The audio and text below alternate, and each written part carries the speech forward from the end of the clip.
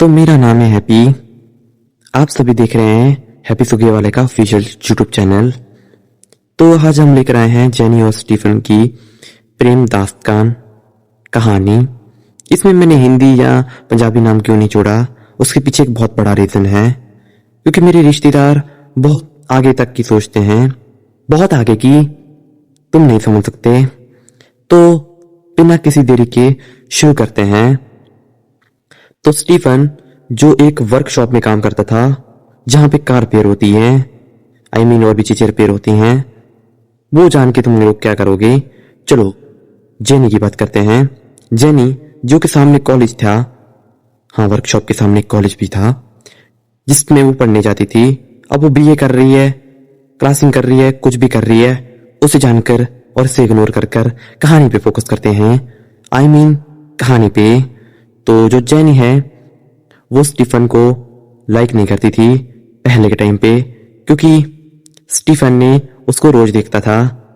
उसकी नजर जेनी पे रहती थी और जेनी को लगता था ये मेरे पे गंदी नजर डालता है तो मैं इसको पुलिस के हवाले कर दूंगी। ऐसा कुछ भी नहीं हुआ, ये तो स्टोरी को क्लासिक बनाने की कोशिश कर रहा हूं। तो ऐसे जेनी को पता लगा कि उसके ऊपर कोई नजर रखता है लौंडा। तो उसको ये पता लगने के बाद फिर वो उसके भाव बढ़ गए। वो भाव खाने लग गई। पर ज्यादा देर नहीं, वो भी स्टीफन से बात करने लग गई। हाँ, स्टीफन से। स्टीफन बहुत ही अच्छी सी प्यारी प्यारी लाइंस बोलता था जिसके कारण जेनी फंस गई जाल में। अब आगे की बात यहीं से शुरू होती है, जब वो धीरे धीरे करके मिलना शुरू हो जाते हैं। थोड़ा थोड़ा ऐसे मिलते रहते हैं और बातें करते रहते हैं। और एक दिन जेनी के हाथ और स्टीफन के हाथ एक दूसरे की बाहों में थे। उन दोनों की बाहें दूसरे की बाहों में थी। मैं कहना चाहता हूँ, हाँ वो एक दूसरे को गले लगाने वाले थे। जहां और कुछ किसकी बात कर रहा हूँ, हाँ तो वो सब होने वाला था। रोमांटिक सीन बन चुका था पूरा का पूरा। पर यहां पे होता है ये कि उसका दोस्त जॉय बीच में आ जाता है और बोलता है काम कर लो, ये भी पड़ा हुआ है। तो सारा मजा किरकिरा हो जाता है। स्टीफन का। और जेनी हाथ छुड़ा के शर्माती हुई भग जाती है, मैंने चले जाती है। तुम समझ लो, दो जानों के बीच में प्रेम कहानी को खत्म करने वाला कोई तीसरा आ जाए तो फिर भागे ही जाएगी शर्मा के।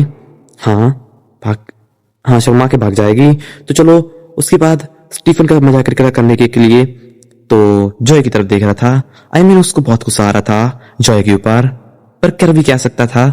वो वहां पे वर्कशॉप पे काम करता था और वो भी एक वर्कर था। जिगर उसके साथ लड़ाई की तो ये वर्कशॉप से अपने हाथ खोवा बैठेगा, अपनी नौकरी गवा बैठेगा। बट हाँ, अपने दोस्त की ये बात मानने के बाद उस पे उसको बहुत गुस्सा आ रहा था। फिर थोड़ी देर के बाद वो देख रहा था कि काश इसका मैं मुंह फोड़ दूं। ये तो सोचेगा ही जब तुम किसी की प्रेम कहानी के अचानक बीच में आ जाओ, रोमांटिक सीन बन रहा हो वहां पे और तुम वहां पे खड़ जाओ तो आगे का तुमको पता ही है वो बंदा क्या क्या सोचेगा। तो ऐसे ही करके फिर नेक्स्ट दिन वो फिर से स्कूल आती है, और आज ही वो शर्मा के थोड़ा आगे कॉलेज आती है। फिर वो शर्मा के कॉलेज में चली जाती है।